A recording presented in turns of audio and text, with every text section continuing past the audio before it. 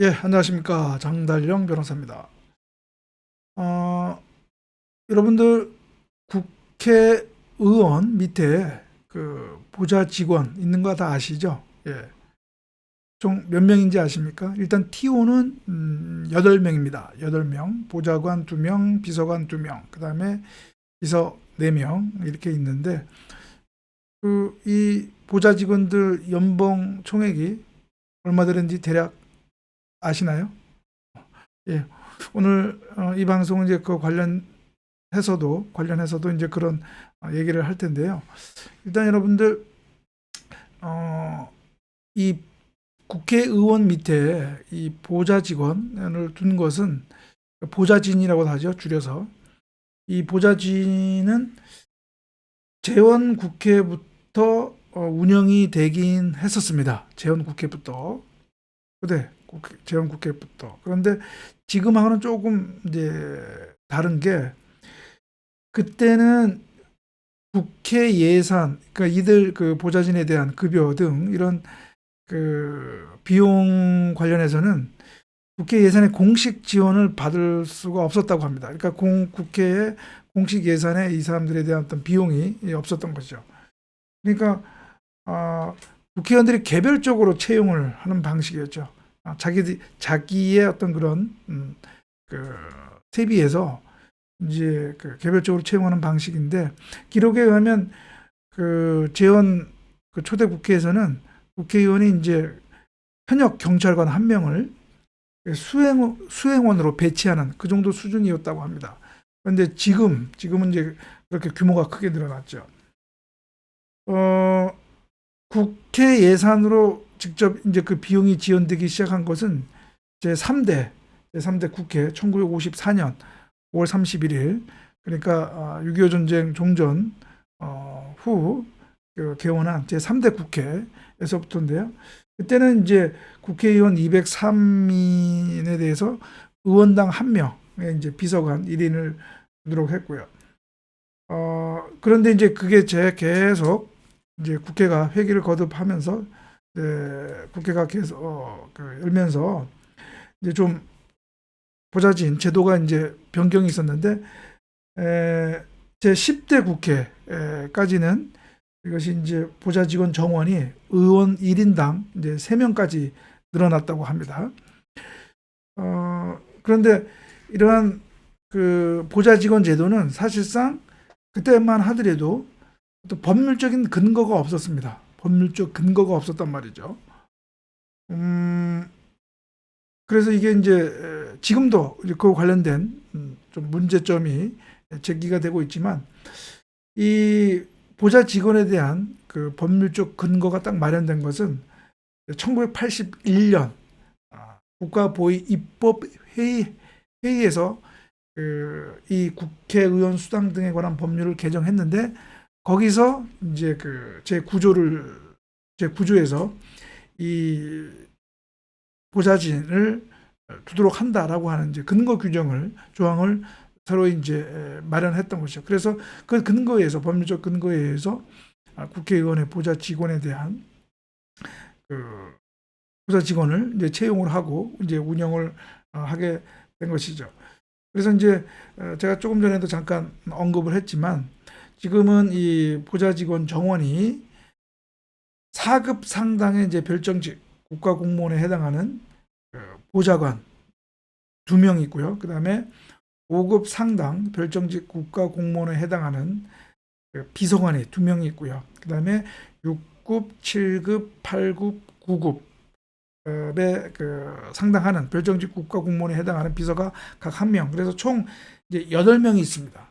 그렇게 8명이 지금 국회의원실에 배속이 돼서 서포트를 하고 있죠. 그래서 보면은 이 국회의원 보좌 직원 총수를 보면 여러분 화면에 보이시는 것처럼 지금 국회의원은 총재 300명이죠. 정수는 300명인데 지금 몇 주 전인가 며칠 전에 국회의원 한 명이 당선 무효형 판결 선고 확정됨에 따라서 의원직을 상실했죠. 그래서 지금은 이제 299명인데 각 이제 300명 TO 그 의원실당 총 8명이 있으니까 TO가 있으니까요. 지금 국회의원 보좌 직원 그 TO 총수는 2,400명이 됩니다. 2,400명. 적은 숫자는 아니죠. 예, 2,400명이 됩니다. 그래서 상당한 그 규모를 자랑하고 있는데, 과연 이 정도 규모가 왜 다른 나라 다른 나라의 의원의 보좌 직원과 비교해서 어떤지, 그거는 제가 이제 다음 방송에서, 관련되는 방송에서 또 여러분들한테 말씀드리기로 하고요. 이 여러분이 아마 이제 이 보좌 직원들 그러면 이 연봉은, 급여는 어떻게 될까 매우 궁금하실 텐데요. 예, 잠깐만 기다려 주시기 바랍니다.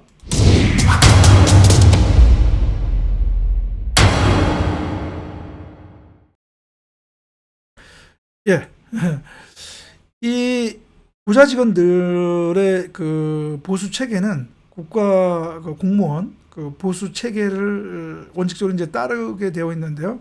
그래서 그 우리가 이제 봉급표라고 하죠. 그 거기에 따라서 이제 받게 되는데, 이게 이 국회의원 보좌 직원들은 이제 별정직 공무원이죠. 예. 별정직 공무원이기 때문에 조금 일반직 공무원과는 이제 조금 다른데요. 일단 우선은 이 보좌 직원이 급여를 받기 시작한 것은 1984년부터입니다. 그러니까 정식으로 국회 예산에서 이제 급여가 나가게 된 것은 1984년부터라는 얘기죠.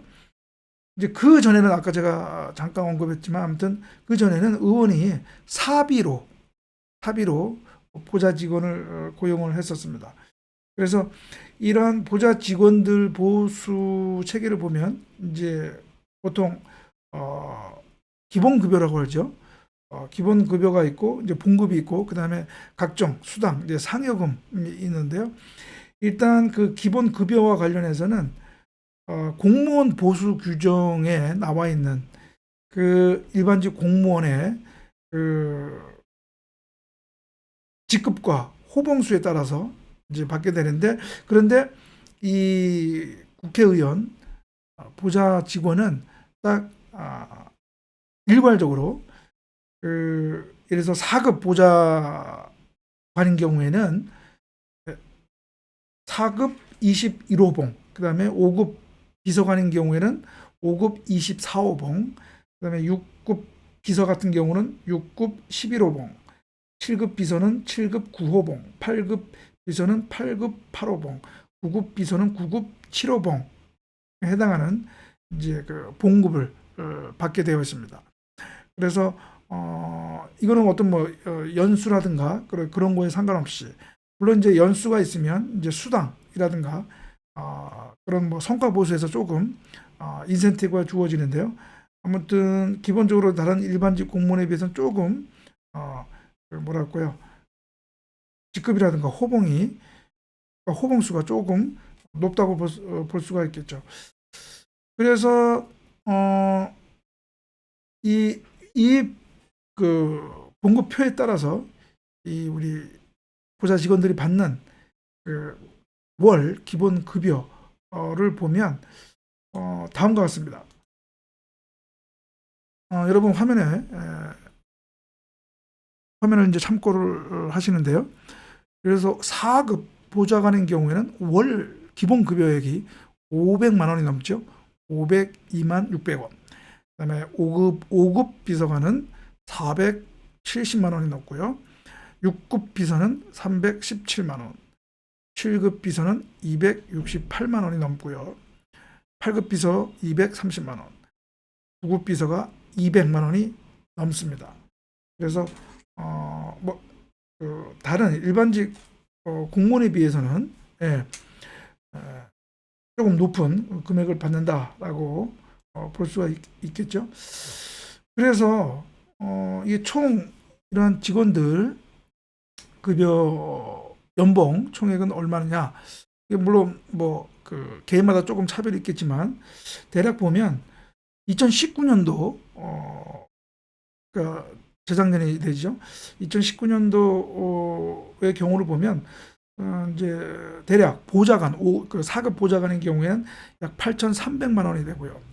그다음에 5급 비서관 같은 경우는 한 7,300만 원 정도 받았다고 합니다. 그리고 9급 비서 최하 말단직은 약 3,400만 원 정도 받는다고 합니다. 그래서 물론 뭐 일반 이런 대기업에 비해서는 뭐 조금 적다라고 얘기할 수도 있겠지만, 그러나 뭐 적은 금액은 아니죠. 예, 적은 금액은 아니다라고 얘기할 수가 있겠습니다.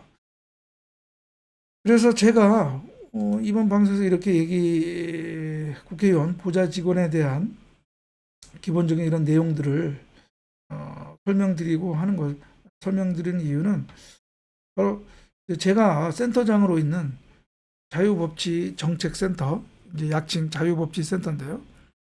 자유법치센터에서 이제 몇 가지 프로젝트를 지금 추진하고 있는데, 그 중에 하나가 굿 어셈블리입니다. 그러니까 좋은 국회 만들기 이제 프로젝트인데요.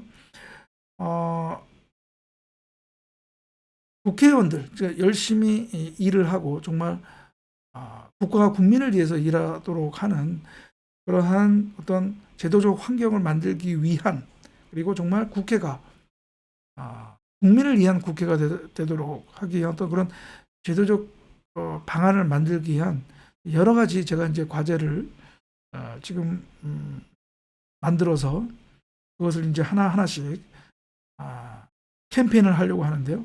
우선 제가 제 1과제로 삼는 것이 바로 이 보좌직원, 이 보좌진 운영에 관한 것을 법제화하자라고 하는 것입니다. 그리고 이 법제화 관련해서 가장 중요한 것이 뭐냐?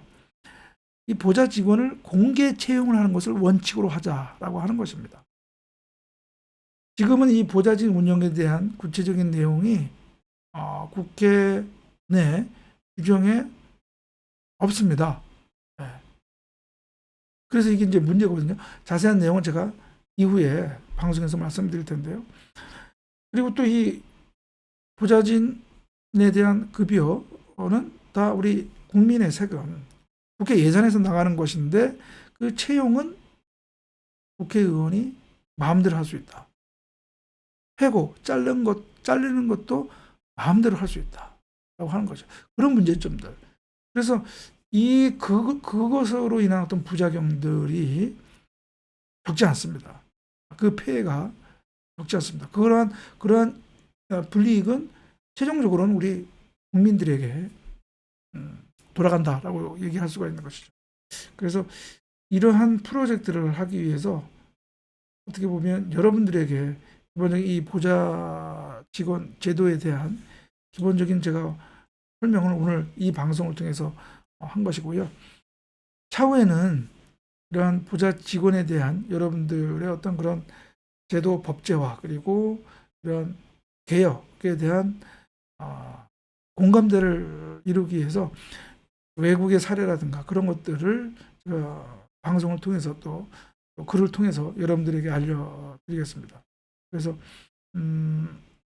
이 좋은 국회 개혁 차원에서 이 보좌진 제도를 우리가 좀 이제는 새롭게 해야 되겠다라고 하는 것, 이런 것들을 제가 이제 여러분들에게 말씀드리려고 오늘 이 방송을 했습니다. 예, 그러면은 오늘 방송은 이것으로 하고요. 다음 방송에서 또 여러분 뵙도록 하겠습니다. 예, 감사합니다.